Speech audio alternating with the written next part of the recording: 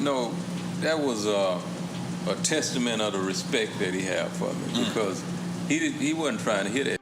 He wanted to drop. He's an artist. Yeah, I mean, you know how that is. Hit you, you want to.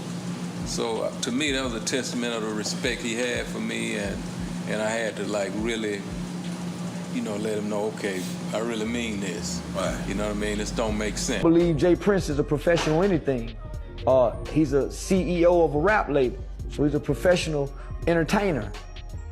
So he can entertain. He's been in the entertainment business. He ain't been in the street business. I think that's where y'all get it twisted. Y'all think the niggas in the entertainment business are real gangsters. If you know their name in the entertainment world, there's no way they know gangster. James, last question. Do you like You Not Like Us?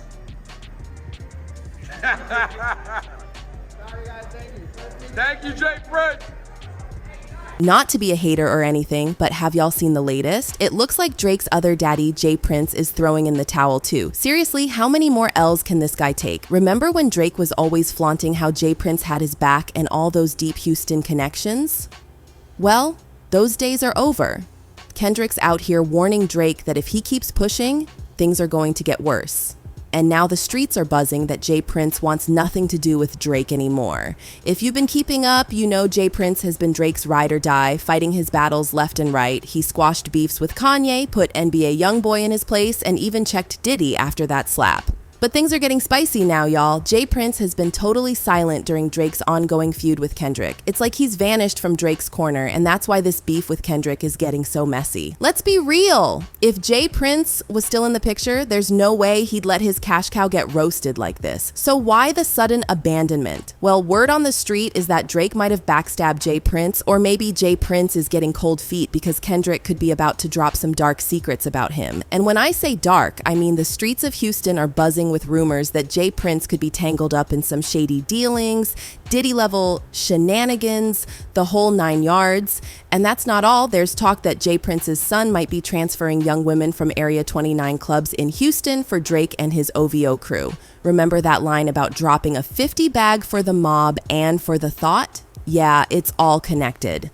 Plus, there are whispers about Jay Prince's alleged involvement in Migos rapper Takeoff's tragic death. Some think Kendrick's diss track Euphoria might be a warning that he knows the real truth about what happened to Takeoff. Now, let's be clear, these are just rumors and speculations, and I'm just telling you what's buzzing on these internet streets. So the million-dollar question is, did Jay Prince really ditch Drake? And why is he suddenly nowhere to be seen when he used to squash all of Drake's beefs? Let's dive into this mess and break it down. We couldn't get caught up in that. Right. That was a moment. Right. You know what I mean? We big pitching thinking.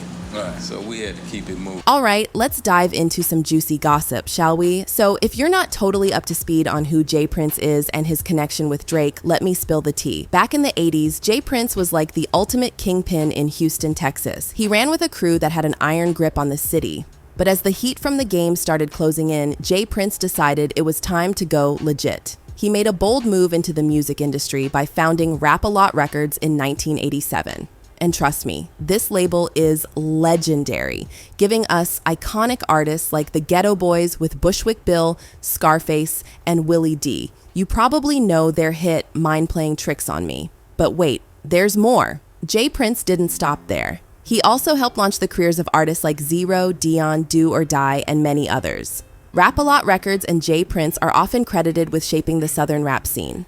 Now here's where it gets even more interesting. Jay Prince had a tight bond with UGK's Pimp C and Bun B, two Southern legends that Drake frequently references in his tracks. Fun fact, Drake and Bun B have been pretty close ever since Bun B featured on Drake's So Far Gone back in 2009. And guess what? Drake is always singing Bun B's praises. So if you didn't know, now you do. Isn't it wild how all these legends are connected? Cameraman, make sure you gotta get this man raised me in the game right here.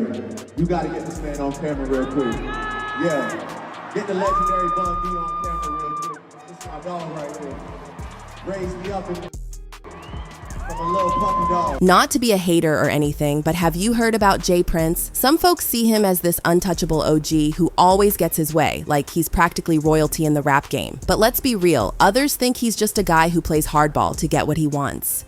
Anyway, Fast forward to 2006, and guess what? Jay Prince's son, Jay-Z Prince, stumbles upon Drake on MySpace. And honey, he doesn't waste a second. He slides right into Drake's DMs.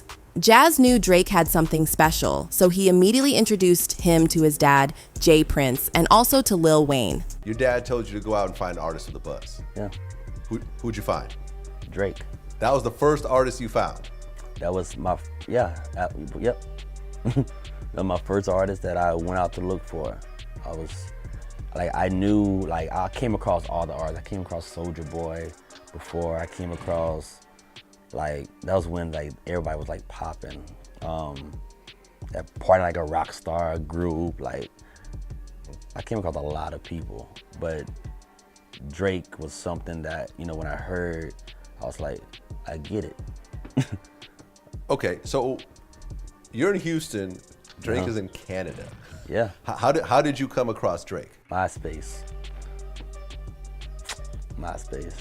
I'm the internet man. I know how to get on there and find what I like. And I came across his page and I was like, and I looked like Toronto. I think that was the first time I ever even heard of Toronto, Canada. Honestly, I was like, Toronto, where the hell is that at? I was like, he's dope. So I sent him a message and he responded. So. Okay, so you found Drake on MySpace. It was brand new. It was, I think, a comeback season mixtape, and he had a video, Replacement Girl, him and Trey Songz. That's where I was like. Not to be a hater, but I kinda not a fan of Drake girls. So then now I gotta dig deeper into who the person is. Now I gotta dig in and see, what are y'all like? What's your family like? Oh, your dad left you at 5. Oh, I get that. He never walked you to the bus stop. You're mad about this. You know what I'm saying? Yes, sir. It's like, man, your mom, she never remarried. Oh, you don't even know what family is. So of course you don't dig marriage. Everybody was very, very excited about the elimination of Drake. Yo, we were not excited, we was energized. I mean, listen, man, it's a lot to take in. Cause like you said, you like people. You and Drake was neighbors once upon a time. That wasn't my choice. Like, I heard you like him young. Get out the way, man. Get out the way. Get me out the way, homie. You a lame too. Hey Drake, you on the phone with an A minor. Let's do.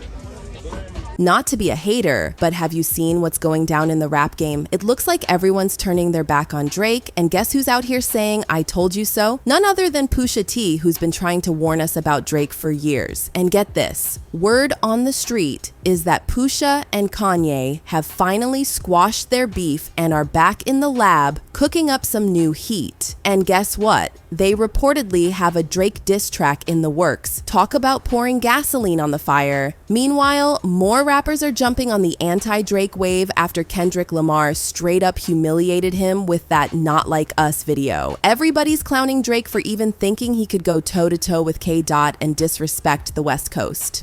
Honestly, if I were Drake, I wouldn't set foot on the West Coast anymore or even step outside for a while because the backlash is crazy right now. So what did Pusha T have to say about Drake getting destroyed by Kendrick and basically being banned from the West Coast? And are Pusha and Kanye really about to go in on Drake with another diss? Let's listen to this audio. That's what I get. I get clown feelings from that. I look at him. There's somebody, I get the picture of the actual photo that I used Of the blackface. Right.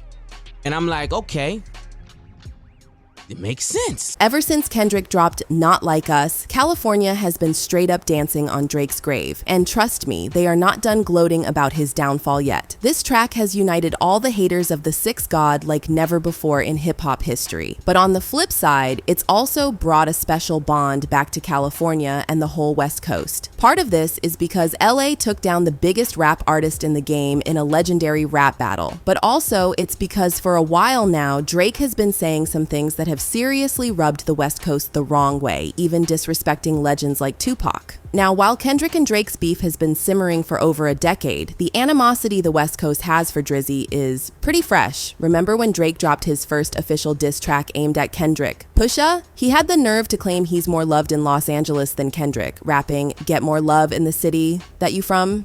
Like, seriously? While Kendrick didn't clap back at this specific line in any of his tracks, you could tell it got under his skin. Instead of just talking about it, Kendrick let his actions speak louder than words. He put on one of the most epic rap shows in recent memory, showing the whole world that the West Coast has and always will be Team Kendrick. So if you didn't know, now you do. The West Coast is riding high on Kendrick's win and Drake's loss. And honestly, there's nothing they appreciate more than seeing one of their own triumph. Gonna lie to you, watching that concert, it was like the first time like I seen his rap like transition, like it kind of like say like this, he's the new king. Like they didn't say that. They didn't say that. Like having Drake come out and say I see dead people. You have the biggest of the biggest West Coast guy come out, and he's not dissing, Drake, but you know him just co-signing that, and then that record you just wanna do a gang dance. Yeah, that's been stuck in my head all the whole time. You said you woke up. They not like us. I woke up with this stuck in my head. They not like us. They not like us. So girls, don't be a stranger. Hit that subscribe button and stay tuned for our next video. You won't want to miss it. Trust me, it's going to be a wild ride.